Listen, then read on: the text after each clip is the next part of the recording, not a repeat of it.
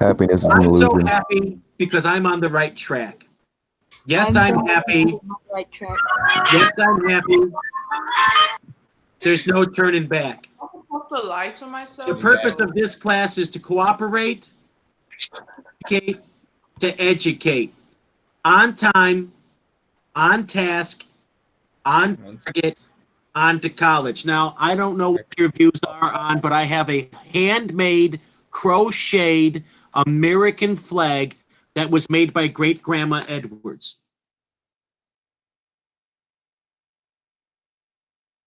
I pledge allegiance to the flag of the United States of America and to the republic for which it stands, one nation, under God, indivisible, with liberty and justice for all. Okay. Nope, she almost killed myself. All right, let's talk. First of all, we're going to look at the homework because it will be due this week.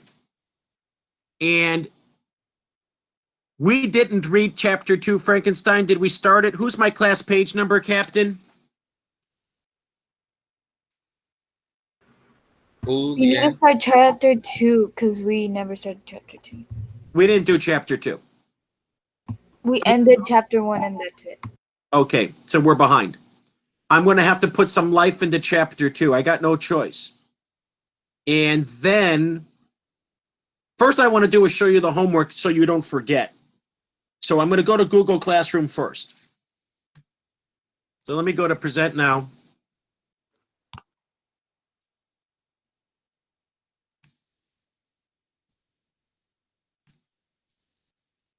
I want all this by Wednesday so I can have something to grade. And I'll put the first grades in on Friday.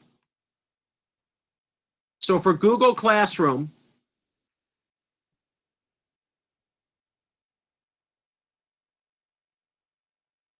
period 4.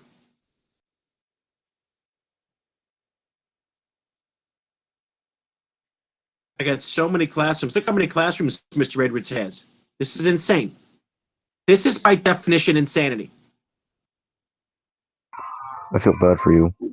I know. I feel bad for myself. Okay, here's your homework. You got 2 so far, and you'll get a 3rd on Wednesday. First homework. They're starting to come in.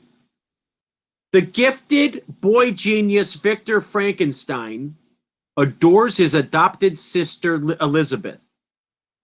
He promises no harm will ever come to her. He will protect her.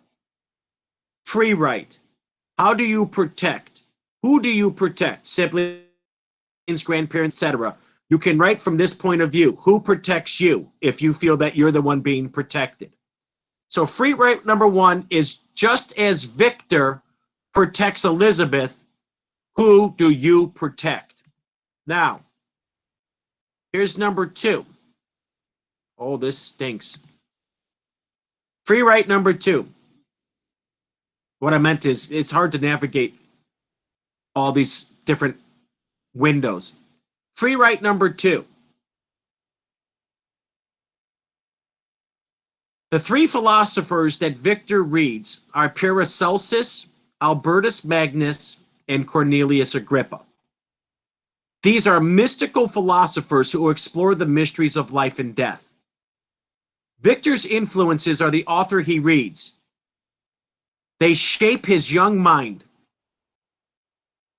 Who is the author? Yes, it can be a musician, a performer, a poet, a singer, whatever. Who influences you? Now, hold on. That's going to be due Wednesday. Victor reads these radical philosophers that give him the idea that he can create life from death. Did I show you the outline of the 3 philosophers? Anybody? Yes, you did. So we did get that far. You saw the Wikipedia pages for Paracelsus. Yeah, you read through it and all with us. Okay. See, you're a good class, and I want to make sure that you're healthy, mentally, spiritually, physically, and emotionally. Hey, we love that. Aww. Yeah, We I do got now. I got all the components of the human psyche into that last sentence. Okay. I What see you. I miss you. What the heck? I miss Mr. Edwards. Wait, what are you talking about? I miss seeing you in person. That's what I'm saying. All right, we can take because it's Monday. Because it's Monday, we can freestyle. I know how strict teachers are trying to be, and everybody's trying to, put pressure on you. But I miss you too, and I miss a lot of things about my life. I'm going to tell you this. I'm serious now because I'm your teacher. So I'm going to tell you something that I hope helps. I'm serious now. We are human beings. It doesn't matter who you are. We are in strange times. And we don't know what the future is going to happen. And we're all afraid of somebody we know or love getting sick. I get that. I have an 85-year-old mother. I'm very reluctant to tell you this, but as your teacher, I think it's appropriate. Like you, because I'm a human being, like you, from the time they dismissed us to all the stuff we now know about this pandemic, I've been having restless night sleeps. So have I, Mr. Edwards. Duh. I've been having strange dreams. So have I, Mr. Duh. I'm not BSing you just because you said what you said. You can even ask your friends in second period because I told them this too. Last night, for the first time that I can remember since they sent us home, I actually had a dream of hope and not one of despair. I had a dream that I was in a round building on the edge of Lake Michigan, somewhere between here and 31st Street, like by Burnham Harbor. The building was round and had staircases up. And the building had wall-to-wall DVD and CDs, which I believe was like, we're trapped at home. We're not living real life. We're living virtual life. Just pop another movie into the DVR. And I'm from a generation where DVDs are everywhere. I'm more likely to put on a DVD than I am watch Netflix because I have a huge library of old-fashioned movies. But that's me. But then there were windows. The building was round, but yet there was these round windows. And through the windows, I could see the lake, a field, a beach. And I said, what am I doing inside here watching TV when I could be out there? And then I said, oh, that's right. It's not safe to go out there. And then a voice, an old woman's voice, said to me, and she was sort of peeking in through the door. She said, soon it will be okay to go out and start your life again. And I said, I want to go on that beach. She said, soon. She didn't say never. She didn't say, I don't know. She didn't say, I was impatient. She didn't say, be patient. She said, soon you could go out and touch that beach and play in that sand. So that was very hopeful for me. So soon. Soon. That's the best I can do for a Monday.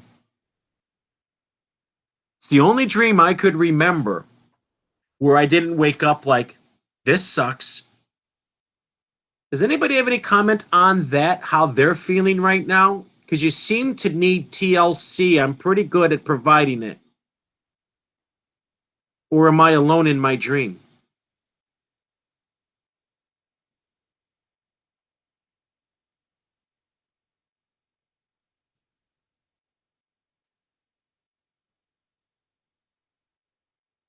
Like alone in what way? Like what do you mean alone? No, I'm saying, am I the only? I'm glad you said that. See, now Mhm. it gave me hope. Am I the only one who's starting to feel like I can start to sense things are going to get better sooner than later? Well, that is a good like way of keeping yourself occupied and like hopeful. You know, I do feel like things might get better, but it will take a while. Here's my point. One of you said they miss the class, they miss the in person. So do I. This is crazy. What we're doing now is necessary, but it's also completely alien and strange. I think the soonest we could go back would be mid-November. But I do think we will go back. And when we do, what a day that will be. You know what I'm saying? I'll put on my suit. I'll put on my cape for that moment. Promise? Pinky promise? Yeah. Oh, you should see the new cape. I'll show you the new cape's in the basement. Got a new cape. We got a new Can I bring mine too? Yeah, of course. I don't have Let's one, go. but I'll buy one. Let me, Martin, we have to do attendance, and I don't want to get too far behind on Frankenstein because then we'll be bogus. So this class ends at 10:36. Let's take attendance because I don't want to forget. And then maybe I'll say some more things because you seem to want to you seem to. It's not that you need advice. You need to know that we're all in this together, and I feel that even though I'm older, we fundamentally feel the same way. I miss so many things right now, and I'll give you a good example. Every fall for for 30 years, I go to New York City. And this is the first year I'm not going. And I could just go on and on and on and on, but you could too. I mean, you know my point. Let's just take attendance. Let's not get too heavy. I'm not afraid to get heavy, but too heavy.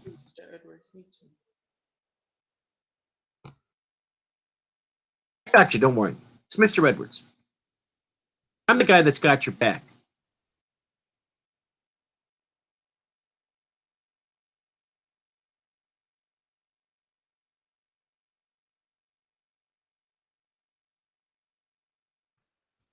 Okay, period 4. First of all, let me see how many people. You might have perfect. We have 31 in the class. 30, 29. We should have 29 on the roster. Let me look. Let me look. So we have 5. Alexis, Angel, James, Raphael, and Julietta. You're all here? Yes, sir. Yes. Yes. Yeah, I'm here, sir. All right. And then, so that's 5. And then this other section, period 4. My bad. I just went back to the same class. Duh. Period 4. 23 plus 4 is 27. I'm trying to do some math here. Somebody's absent. Somebody's absent. Now I got to go through the roster. Angel, Here, sir. Abel, Here, sir. Daniel. Anybody for Crowder? Daniel? Anybody see him? Aiden. Here. Brian. Here. Armando. Here. Erica. Here. Where's Julia? I didn't see Julia. Here. Oh, I didn't see you. I'm so sorry. Alethea? Here. Yeah, I know. Tanya? Here. Christopher? I saw him. Here. Jesus?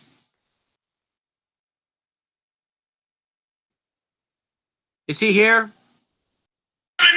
Yeah, sure. That was a yes? Yeah, he's here. Okay, Ibris? Here. I saw Leanne. Paula? Hi, Mr. Edwards. Hi, Chelsea. I'm here. Yaritza? Here. Aiden? Anybody for Jaden? Oh, my bad. Antonio? Here. Sebastian? Here. Here. Froylan? Here. I know Anna and Alexander.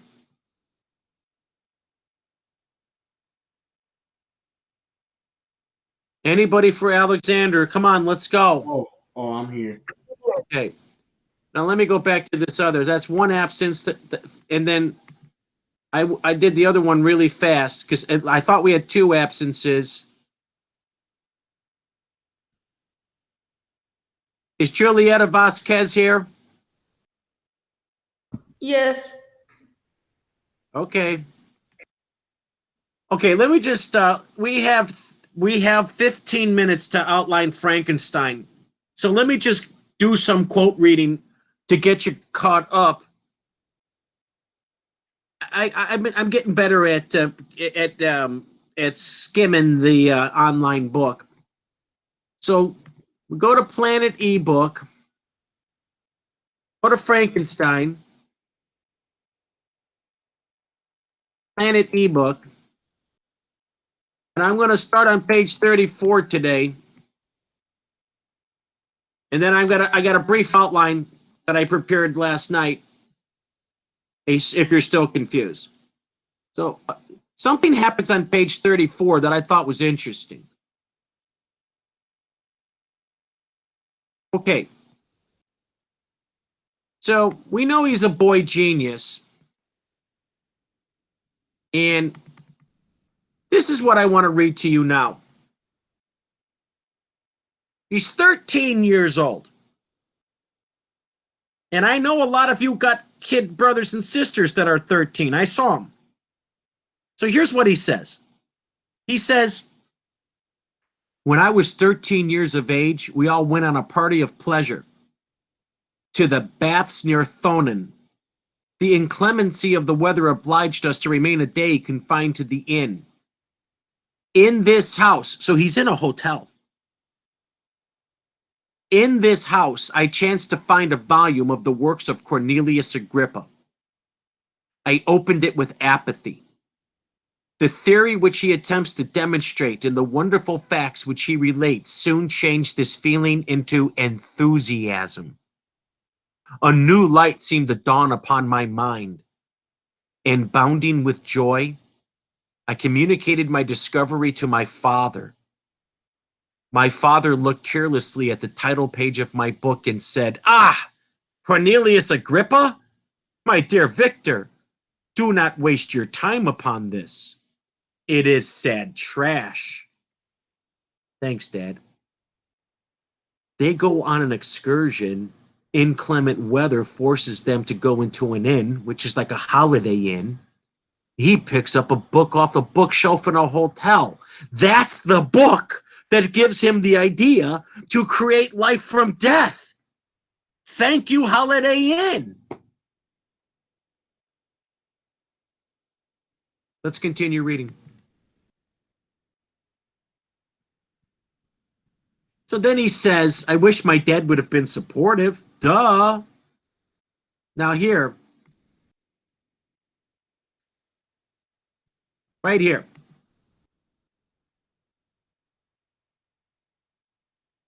So he says,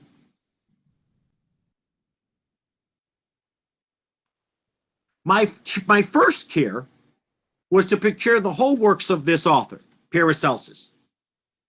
My bad. That's my bad. That's Agrippa. Cornelius Agrippa. So he starts by reading Cornelius Agrippa. And then he says, I'm here now.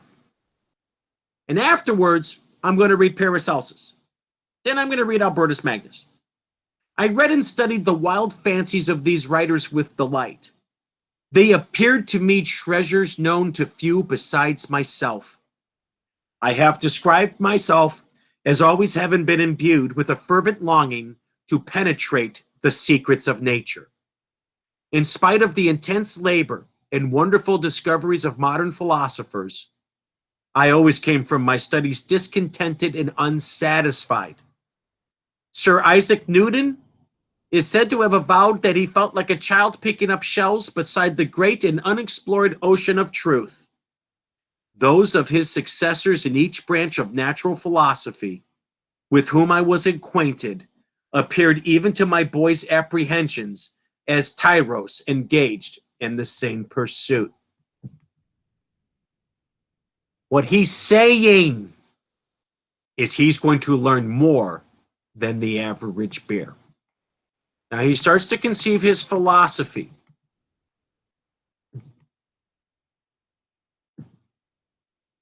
But here were books, and here were men who had penetrated deeper and knew more. I took their word for all that they averred, and I became their disciple.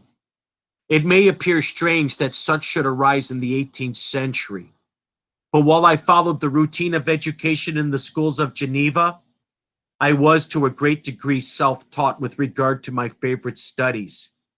My father was not scientific, and I was left to struggle with a child's blindness, added to a student's thirst for knowledge. Under the guidance of my new preceptors, I entered with the greatest diligence into the search of the philosopher's stone and the elixir of life, but later soon obtained my undivided attention. Get this, I'm serious now. Don't let this learning be lost. Look where this boy goes. Tell Grandma she's got to leave the room. Wealth was an inferior object, but what glory would attend the discovery if I could banish disease from the human frame and render man invulnerable to any but a violent death. Nor were these my only visions. The raising of ghosts or devils was a promise liberally accorded to my favorite authors, the fulfillment of which I most eagerly sought. And if my incantations were always unsuccessful, I attributed the failure rather to my own inexperience and mistake than to a want or will of fidelity in my instructors. Hello, good morning. He wants to raise angels and demons from the other world. Don't tell Grandma. I don't want to get in trouble. Stop. Right now. True or watch. If you want to see the incantation of magic, all you got to do is wish for it. True or false? He's reading books that nobody dare read. True or false? True. He's reading books that are revolutionary, revolutionizing his mind. True. Now watch this. You stay right there. Don't you dare go anywhere. I'm not going to show this to anybody but you.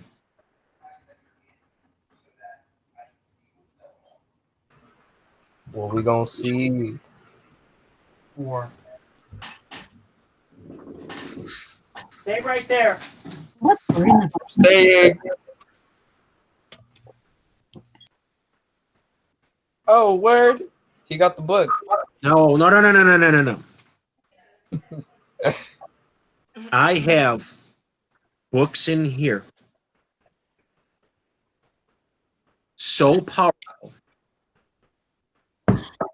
that I have been reading them and I have yet to finish them Oh, word.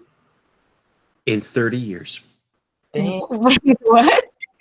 You look at me. You look at me. Number one, these books are so valuable. I carry them in a protective case. As you should. Number two, the ideas and philosophies in these books. I'm serious. I don't know what you're doing. The ideas and philosophies in these books are so profound that in the course of 30 years, I still can't find myself the strength, the power, the enlightenment to finish them. These books to me are so rare. You can see just a casual glimpse of these books.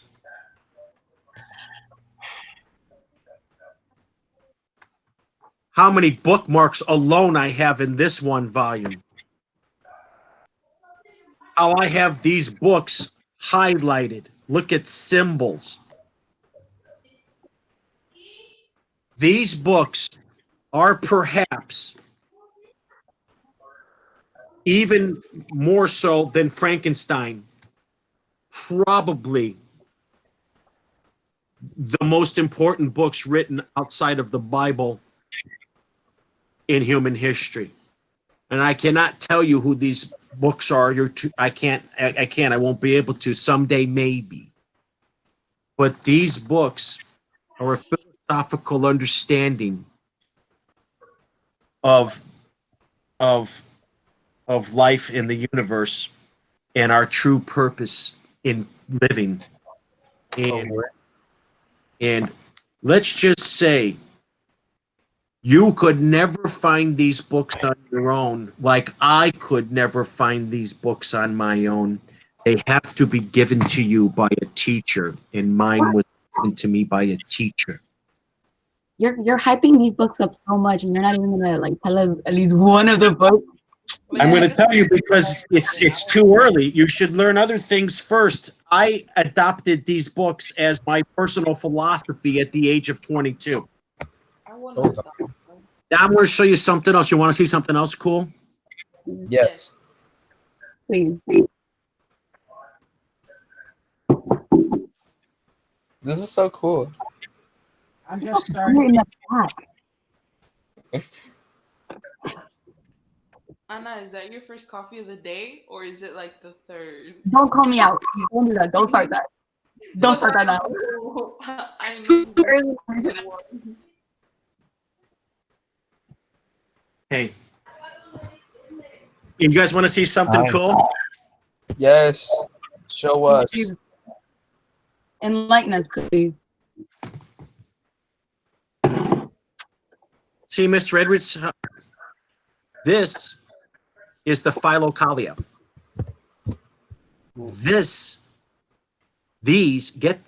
Watch.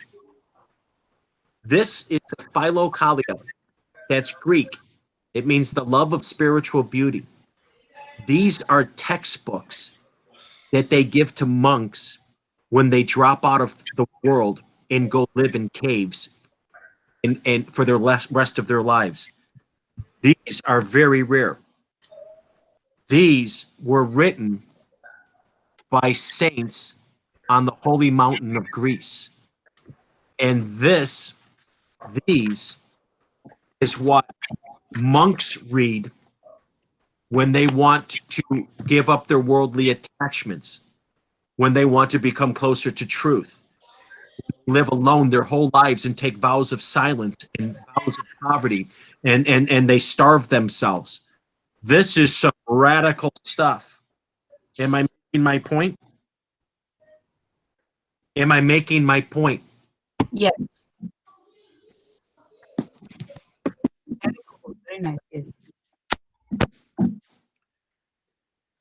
There should be, and then I'm done.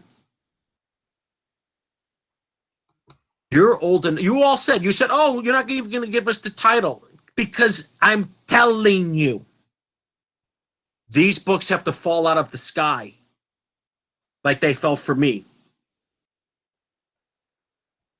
I can't give them to you. Throw it at me. Not yet. Not yet. Someday maybe, but not yet. I'm not trying to be mean, and I'm not trying to be selfish, and I'm not trying to be condescending, but this is stuff that was given to me when I needed it in my life. You don't need it yet. Frankenstein is enough for now, but here's my point. If you're not reading books that speak to you, then you're reading the wrong books. Everybody has a favorite book from grade school, and you will have a favorite book from high school and college. Some of you might pray the Bible. But the whole point of Frankenstein, there is no other point more profound. He accidentally picks up a book in a hotel during a storm, and that book puts an idea in his mind that he can't shake. And I'm telling you as your teacher, you know I've got a lot of books. I'm telling you as your teacher, over the course of my life, I too have books that I can't shake. I got a 3-volume textbook on how to become a monk on a holy mountain. That's some interesting stuff. Because we ain't monks on holy mountains. We ain't intended to read this. This book says, give up all earthly possessions and never speak again. This book says, put a round stone from the beaches in your mouth, just in case you're ever tempted to talk. You won't be able to because of the stone inside your tongue. You tell me you're ready for this? You ready to take a vow of silence for the rest of your life? Then I'll give you the title. Ladies and gentlemen, I just wanted to inspire you. Tomorrow, my bad Wednesday, we'll do chapter 2. We'll finish chapter 2, Frankenstein. Don't forget to check Google Classroom for the homework assignments. They are posted. You got to go because the class is dismissed. Was that good enough for a Monday? Good enough for a Monday? I don't even like talking to people. I'll do it. Good enough for a Monday before I quit? Yeah. Okay, good enough then. Go to your 6th period. I'll see you Wednesday. We'll continue. Okay, bye.